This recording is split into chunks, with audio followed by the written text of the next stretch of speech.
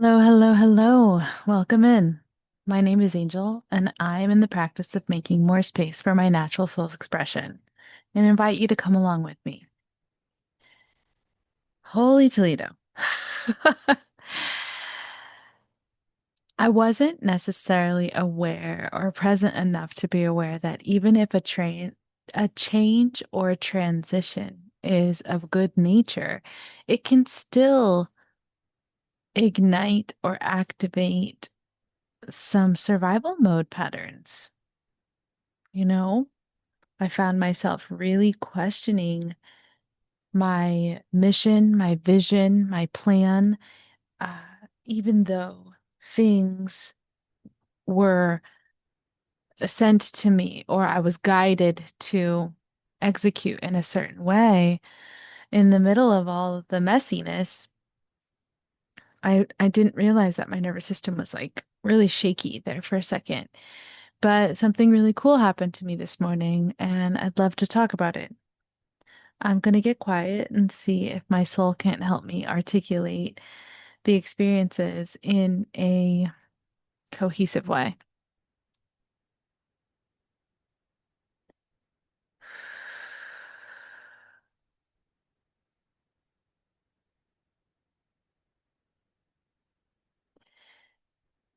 In the midst of being triggered on multiple levels in the last couple, I will say a week, I was definitely reminded of the value that I've recently found in triggers, which is to help me anchor into and double down into who I'm choosing to be. For example, allowing other people's opinions to become my identity. Now, before I was intentional about who I was creating, I allowed myself to almost be dictated to and be told who I was and how sensitive I was and how too much I was and how not enough I was, and adopted that as identity. And part of this practice is unraveling that. Um, so So, one of the latest kind of wisdoms that I've received from triggers is they grant us the opportunity, if we see so, if we see it, if we're aware of it, then we can always utilize a trigger as an opportunity to anchor into who we are intentionally becoming and creating. I tend to hold on to all the layers. And what brought me to a little bit of to my knees over this last week wasn't just the transition and moving, wasn't just experiencing someone else's limiting opinions and judgments, and it wasn't just that I'm wrapping up my pilot program and now I need to implement the feedback. It's also th- the thing that called me forth to YouTube in the very first video, which is the worries of the world, you know? Everything just feels so stinking heavy. And I think it can be so easy if we allow it to stop us from creating a life we love, a business we love, serving the community in the ways that we know we can and maybe are meant to. I was experiencing a little bit of hopelessness, helplessness, what's the point of it all mentality. And it obviously wasn't fun, right? Then I began to practice something I'm calling Who Would You Be If All of Your Problems Were Solved? I'm not quite sure if I brought this to YouTube yet, but this is a really fun like exercise or experiment because ultimately the vibrational weight of who you are when you are underneath all your problems, when your problems are on top of you, is like I said, I was feeling hopeless. I was feeling hopeless, helpless, and wanting to give up in a sense. When ultimately I took the time to really dig deep and see what was underneath all of that, I really just wanted the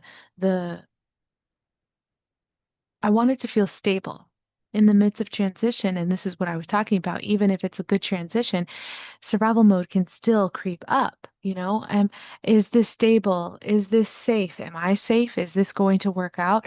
Can I trust myself to make these decisions for myself, especially when the brain wants you to stay in something that's familiar or stuck, even if it's not good for you, environments that are not necessarily that you've outgrown, not necessarily not good for you.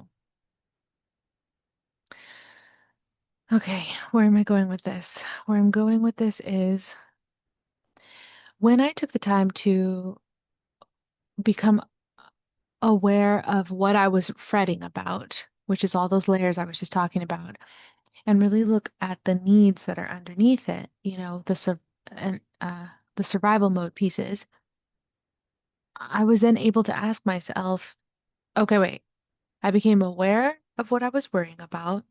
I dug a little deeper to find the needs that were underneath those, and then also label the feelings that I was feeling to really assess my vibrational state as well, right? This is just what I did in my journal today. If it helps, it helps. Cool.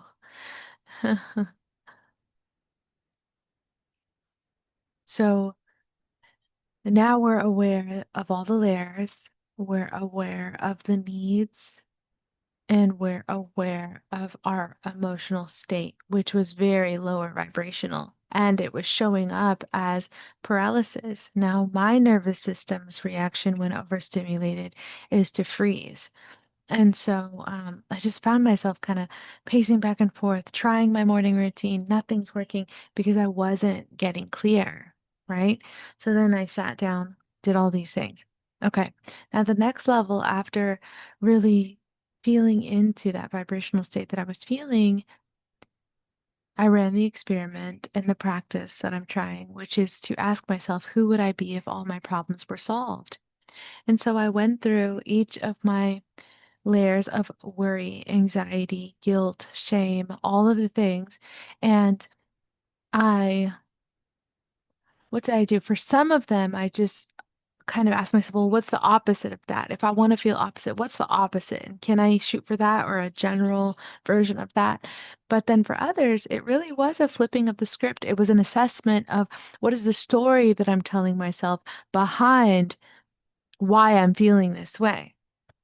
For instance, thinking that I needed to carry the the the heaviness of the world, thinking that thinking my work didn't matter because, well, oh, the world's going to shit anyway, so does it even matter?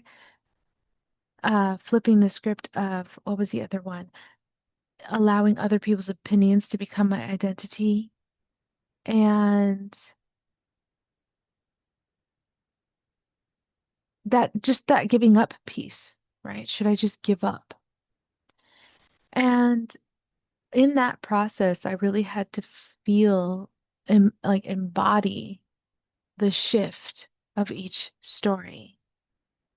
So, for instance, this whole like letting someone else's opinion become my identity, then what became of that was I felt like a burden. I felt like a scapegoat, right? And so, like, I couldn't necessarily find the feeling state of not feeling like a burden because I was already so in it. So I did. I just kind of Googled, I'm like, what's the opposite of a burden? And it said relief. It said, I wrote it down. This is so silly to go back to the journal, but maybe oh, yellow and yellow, sunshiny. Um, let's see. Oh, it was a really good journaling sesh, actually. Um,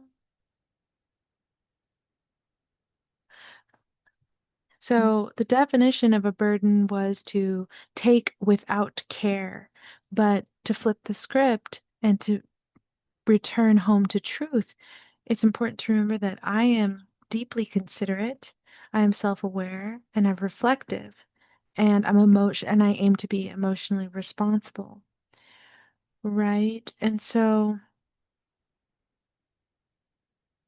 I suppose I didn't write down.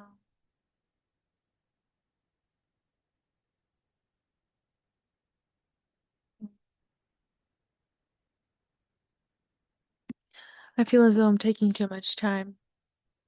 My point is going through and really returning back to the truth to then check the stories that we're holding on to that are then making us feel a certain way and act a certain way and live a certain way. I'm not a burden. It's okay to have needs. It's okay to receive support when you're in transition.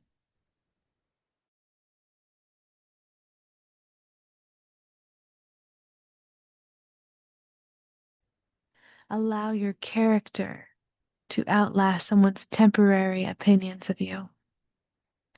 Now, that's just like one example, right? But can you already feel the shift in weight from that changing of the story? So if I'm not a burden, then I'm free. I'm free to take up space. I'm free to live out loud. I'm free to celebrate. I'm free to, it's just one feels small and one feels big. One feels quiet, one feels loud, right? I think it was an Abraham Hicks video that I once saw that really whittled things down to the simplicity of it. Like when getting into the emotional feeling state of what you're embodying, it doesn't have to be elaborate and articulate. It just does it feel good or does it feel bad? Does it feel heavy? Does it feel light? You know? Um, and so I was really able to touch a level of freedom that I had been curating over the last few years, and with this added piece of understanding that I'm simply recalibrating my nervous system instead of allowing it to collapse underneath the layers of change and transition. One would call, I would call external chaos chaotic. Ah! And when I just reframed even that, I'm recalibrating my nervous system instead of collapsing underneath it all. Oh, I felt hopeful in my capabilities to, instead of letting all those limiting beliefs be on top of me, for me to overcome and be on top of them. Acknowledge the needs, give myself what I need, tell myself what is true, and return home to self. Ultimately, what it all came down to, spoiler, is I no longer abandon myself in the midst of change or chaos or upheaval, which is massive because I have a core belief that humans' biggest kind of wound is self-abandonment. So that was neat. It's really cool. I've done the meeting of myself, making room for all versions of myself, and now it's about holding on to her in the midst of the brain wanting to pull from old files like, oh, we've been in transition before, product of foster care, right? We've been in transition before, uh, and it hasn't turned out safe. It hasn't turned out whatever, right? So she's trying to pull from other files. And so that feeling small feeling that comes from all the stories that I could choose to believe is familiar. I've always been the scapegoat, always been the black sheep, always moving around, don't belong anywhere. Nothing is safe, nothing is stable, everything is temporary. So then if that's the underlying operating system, then who is it that person becomes when moving from that space? Well, that's rhetorical. I know her all too well. I think we all know a version of ourselves that operates with that operating system all too well. Now, granted, in the midst of all the mindset shifts and the journaling and the shifting of the feeling state, nothing external is changing. It's all internal. So then when I come out of that like kind of connected and meditative state, um, and I see that, oh, fuck, the worries of the world are still there. Those people with their opinions are still there, and everything's still there. I'm more, what has now become more accessible to me is what that whole for science mentality that I've been adopting. I feel more open to experiment with shifting the operating system, even just for a second, because I do know what happens when you live your life in fear, shame, blame, guilt, anxiety, depression, all the things. I know how to play small. I know how to survive. Ooh, my heart's pounding as I say this. That's not new. And so, I've said this, you've heard me say it, and you will continue to hear me say it. We've done life a certain way for so stinking long, and we know where that brings us to. Why not try something else? So,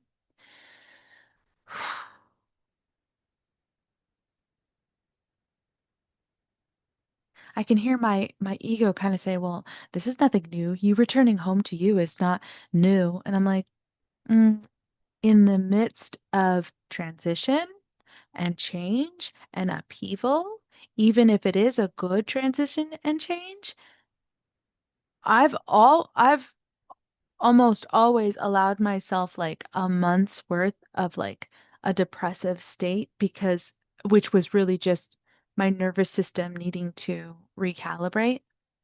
I've been here a week.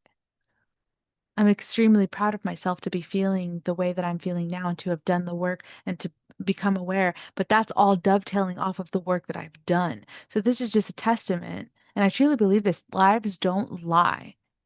Your habits will tell you where you are, right? So I'm extremely proud of myself to have shifted these things to feel this way because now I can allow hope, joy, planning for the future, celebrating of not just my wins but my people's wins. In fact, fun fact, I just came out of a midday disco party because I was celebrating one of my girlfriend's wins. I'm a strong believer in dance parties being a celebration. Someone who feels like a burden and I just got cut off there for a second. Hopefully you picked up that I just came out of a disco party and then hopefully it's still recording from before because that was pretty juicy. But someone who feels like a burden and is playing small and wants to hide could never have a midday disco party. I would know. And then come on YouTube and be vulnerable with her emotional processing, no matter how messy it is. I don't know, man. I think the messiness is where the magic happens. The messy middle, the magical middle, all of it. We just have to be aware enough and present enough and allow it all to happen. So let me get quiet and see if there's anything else that needs to be said. I'm definitely curious what got recorded here and what didn't. Um, yeah, now I get to allow joy, love, and planning for the future and celebrating come back in the midst of this transition. And I'll tell you what, this move happened like a week and a half earlier than it was supposed to. So like I have this weird mentality of like I'm ahead of the game. I told the world that I would be available to it after the 17th. And if I've already got this mentality and I'm settled in, by the time the 17th comes, let the blessings in. Let the blessings in.